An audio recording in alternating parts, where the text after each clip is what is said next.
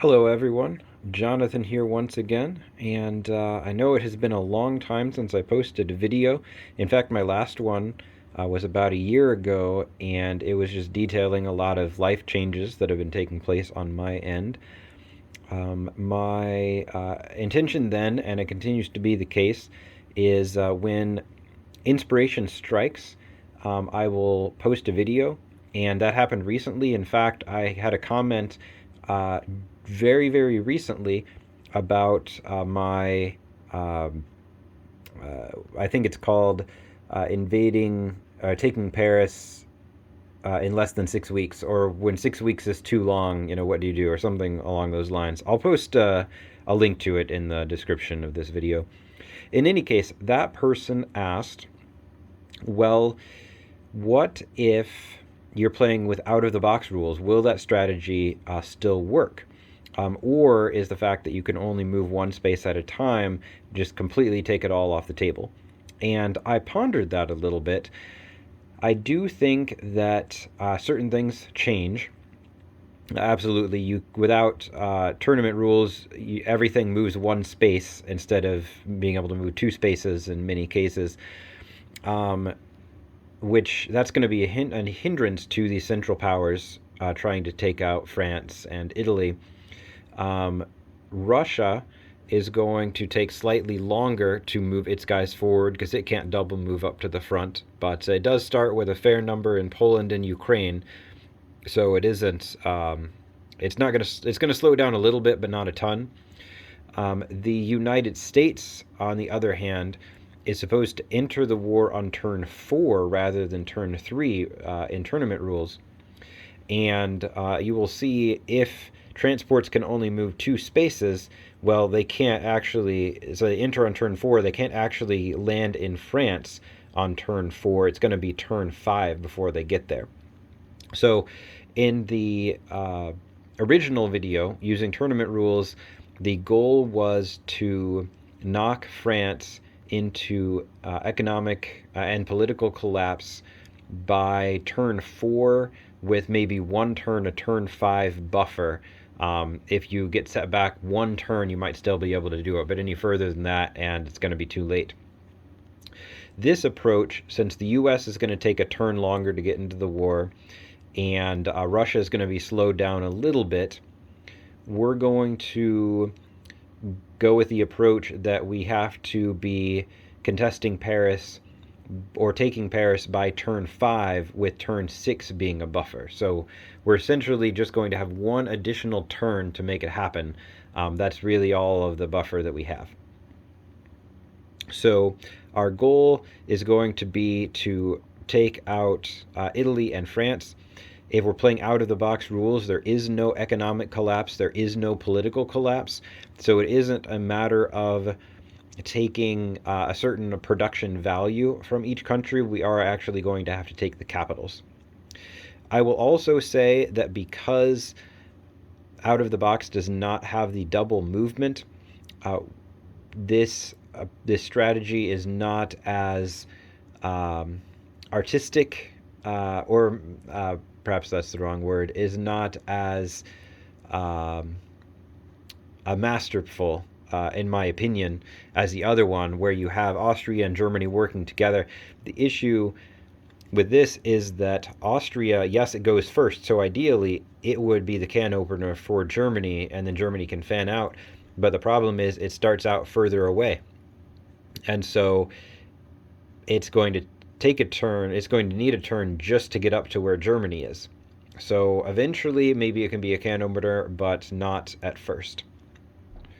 So what we're going to end up doing, some of this is going to be similar to the other video, but some of it's going to be different. So Austria, on its turn, it's going to build a fighter and then some combination of infantry and artillery. And eventually, at the end of the turn, they're going to go in Vienna. But before we do that, we need to do a couple of things. We need to attack Serbia in such a way that we have cleared out the 4 units that Russia is going to get there. In order to do that, if we send 2 artillery and 8 or 9 infantry, That should be enough, assuming statistically probable rolls. So I already have that split. We're going to do that and take out Serbia. We are going to send everything we can after Venice up here. So that's going to mean all of these guys are going to go in there. Assuming statistically probable rolls, we should be able to take it on this turn. In the tournament rules variant of this, we had Austria. One thing that I've considered is, should Austria move into Switzerland, but that is not actually going to help out Germany any. It's not going to help Germany move any faster to the front. So we're going to let Germany take care of that and have Austria devote everything to try and take Venice. If we're able to take it, then that puts us actually in a pretty good shape going forward. If for some reason we can't, then that's a serious obstacle to us. We're going to move our units from Vienna down here to Trieste. We're going to move our units from Bohemia down to Triolia, down there.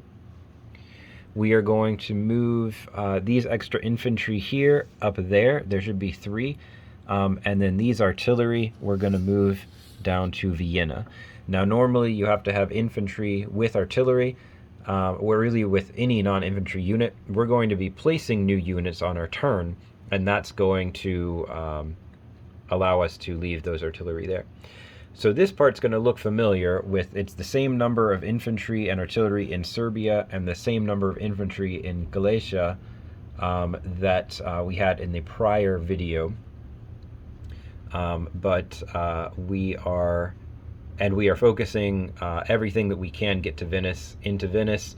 We're sending units, all of our units from Vienna down to Trieste.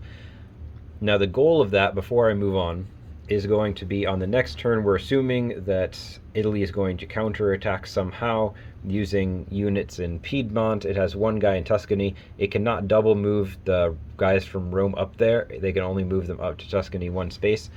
But we'll assume that they're probably going to try and counterattack or do something like that. And so having our units in Trieste here will allow them to move in. These guys up in Bohemia could either move there, or if we need to move them into Switzerland for some reason, we can do that. Or if we need to, yeah, I'm sorry. It's been a while since I made a video. Sorry about the kind of thinking out loud there.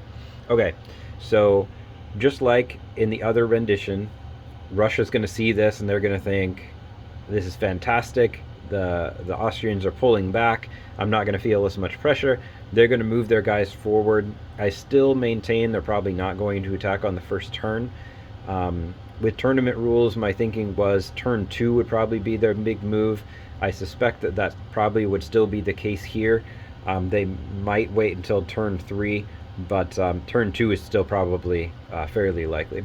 So Austria, on its next turn, is going to have it's going to need to use these guys in Serbia and these guys in Galicia, plus any new units that we put down in Vienna to deal with what Russia is doing.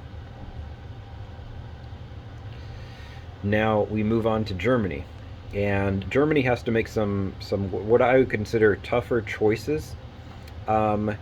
And you'll see what I mean here in just a second. So let's zoom in a little bit. So our goal is to put as much pressure on France as possible. And to do that, we're going to do kind of the normal move. We're going to come into Belgium. We're going to send everything into Belgium that can get into Belgium. We should be able to take it without too much of an issue. We also are going to send these guys from Munich into Switzerland. And what I mean by tough choices is that Alsace is now defenseless, and there's not really a whole lot we can do about that without weakening the front, and we'd really need as many units as close to the front as possible to put on as much pressure as possible with France. So we are actually going to leave that open. We're going to move Kiel down here if we need to move them forward into Belgium or counterattack. If If it's an absolute emergency into Alsace, we can. The goal would be, though, to keep everything moving forward as much as possible. And so this puts them in a position where they're closer to the front. Hanover is all likewise going to move down to Munich to get it closer to the front. Here it can counterattack in Alsace, or it can move to Switzerland.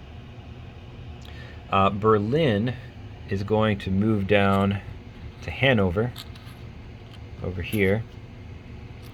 Whoops, I'm knocking stuff over. With the fighter moving as close to the front as possible, it's going to go to Munich. And then we're going to move these guys over to Hanover as well to try and get them closer to the front. But we're going to leave these guys in Prussia. We're not going to try and move them west. We're going to move them here. Now, why would we move from Silesia instead of Prussia over west? Well, the reason is we need as much to be able to attack Paris on turn 5. If it can't get there by turn 5, then it's too late. Like, we could be moving it on turn 1 and it still wouldn't make it in time. And from Berlin, we can go 1, 2, 3, 4, 5, or a slightly different route perhaps, but we can get there at least in 5. We can get there within 5 turns. From over here, we can go 1, 2, 3, 4, 5. We can make it, but from up here, we cannot. It actually takes 6 turns. 1, 2, 3, 4, 5, 6, and that is too late. So there's no point in trying to send guys from Prussia over there. In fact, all the guys that we build in Berlin on our turn 1 are also going to have to be fighting Russia, because they just can't get to Paris. Even best case scenario, if we're moving 1 turn or 1 territory per turn, they still cannot make it there. So France is going to see this on their turn, and there are a couple things they could do. They might try and counterattack, and that is why our goal was to get as many units as possible, either in Belgium or Switzerland. So if they go after one of those two, they don't have enough forces to completely dislodge us. Worst case scenario for us, they have contested it, and that they won't have enough units to contest both of them, that if they go after one, we still have the other one that we can use. We have left Alsace alone. If the French move a couple units into there, that's not that big of an issue. It means fewer units up on the front that we have to deal with, fewer units that they're trying to counterattack us in either Switzerland or Belgium. If they were to do that, we do have some units coming up this way. If they only send a token force, we can leave a token force behind to guard the flanks, or we could send a token force into Alsace just to contest them and bog them down while the bulk of our forces continue moving forward. So England's probably going to see this, and they're going to devote heavily to building up here, which should help the Ottomans, and then the Ottomans can try and help Austria and Germany against Russia. So England goes, Italy, we talked about what Italy is going to do. The US just builds up on its turn, it isn't able to attack or anything. And now we're back with Austria. Austria is going to continue fending off against Russia, so we'll just say all of these guys are doing that. And then basically, and this is what I meant about this strategy isn't quite as eloquent, because there's not so many can openers, and it's not like shifting these armies all over the map. But Austria is going to use those units that we talked about that are over here to help fend off Russia in coordination with the Ottomans and Germany. It's going to continue pouring, using this mass over here to fight the Italians, and we're eventually aiming to get these 2 artillery that were here over this way and eventually get them involved as well. I know before I said whatever you build as Vienna on the first turn is going to face Russia, and I pretty much think that that's going to be true. If you find that for whatever reason you're not getting pressured, like I expect that you will from Russia, and you want to devote some of those units over to Italy, feel free to do that, as long as Russia isn't going to break through your defenses. Then you can do that. Austria's goal really is to defend against Russia and focus everything else on Italy, to knock Italy out. And if Germany needs a little help, maybe if France does attack Switzerland and contests it, then before Germany's next turn, Austria can and should try and move in there to dislodge that German army. So it still is valuable for us to have units over here. And then if we have any here that are free, we can use those. But I expect Italy is going to be going after that pretty hard. So that is what Austria is trying to do.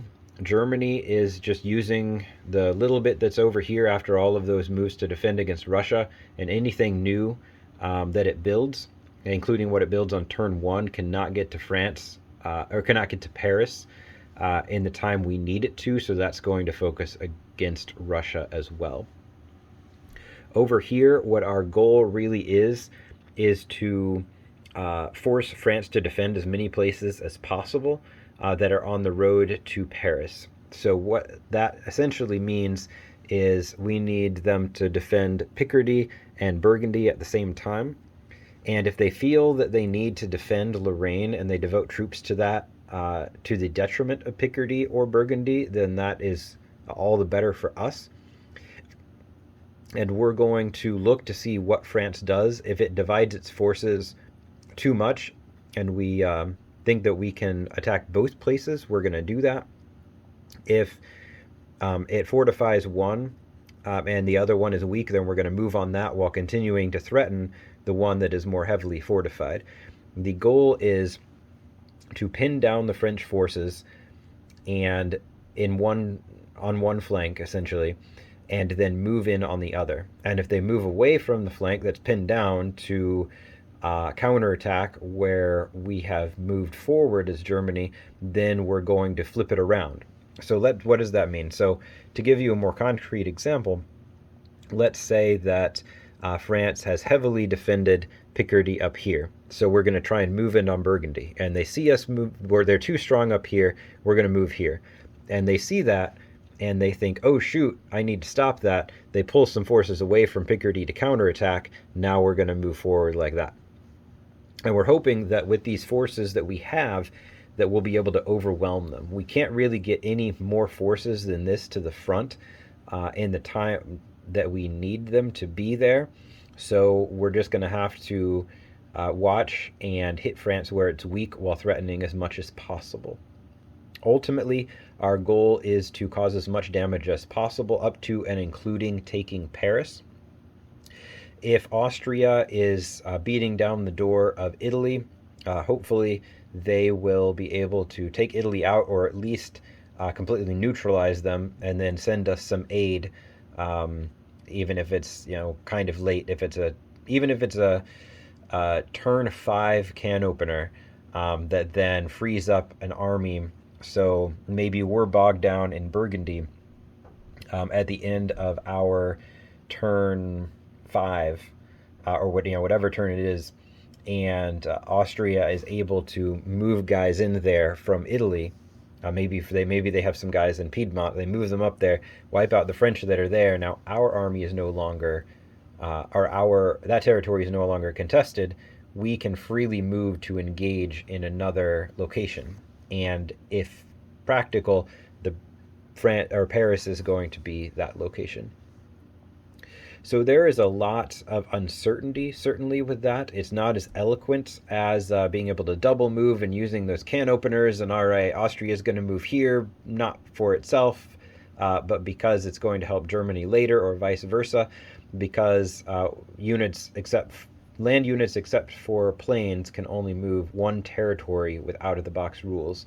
And so until we've had multiple rounds of moving units around and getting them in position, that sort of synergy just is not going to be possible for the first couple of turns. And I know that there's a lot as well in terms of, well, what about Italy's third turn? And there's no economic collapse, so they're going to keep building. And how much is Austria going to need to devote to it? And that is less clear because we can't say, like we would with tournament rules, that, well, you just need, the Central Powers just need to have Venice and Piedmont and Tuscany contested, and Italy can't build anything. And then that's going to set it severely back. In this case, they're going to be able to keep building. We can just knock down their production a little bit. So I wish that I could be more definitive. I definitely would like to be, and I like to be able to plan things out, at least in a theoretical sense, to a greater degree than what I have here. But I think that this is the best starting point if you're wanting to head west. And one other call out, you might be wondering, well, why is Italy even important at all? Maybe Austria and Germany should just, group all of their forces together. But the issue with that is, because Austria starts, slightly further away than France, it's always going to be a turn behind getting there. And so it's not really going to be able to be much of a help to Germany early on. And so, in my view, it really just makes sense to have them focus on Italy so they can do something that is helpful, something that is effective, that will, over the course of a couple of turns, still get their units generally in a position where they can be helpful against France, even if their main focus is Italy. By moving their units generally over towards the west, there's a greater probability that they will be in the right position, or very close to the right position, if they are needed to invade France. So those are my thoughts on that. Like I said, it's less eloquent than the other one, not as eloquent as I would like it to be. And it is a little bit different. It continues to maintain many of the strategic elements that the tournament rule variant of this strategy has, but the fact that land units, excluding fighters, can only move one space, and there's no political or economic collapse, does require that some adjustments are made. So thank you very much to the commenter who gave me this, who got me thinking with your question. I pondered it a bit and felt inspired to create a video, just putting together some of these thoughts. Dusted off the board, metaphorically speaking, set up the units, and started moving some stuff around. So thank you all who continue to be subscribed. I hope you enjoyed this video. I hope that my lack of content did not make me too rusty. I know that I stumbled over my words, or started to think out loud one move, and then needed to adjust that as I continue talking in this video. So I appreciate a little bit of grace on that. You guys have always been great, and I know you'll give that to me. If you have any other comments or videos you would like to see, feel free to post them in the comment section below. I do look at those. I don't always decide to make a video in answer to every single question or every single strategic inquiry that I get, but occasionally there's something that really speaks to me, and I'm going to try and do a better job of keeping up with that. So I hope you are all having a great 2022 and a good weekend.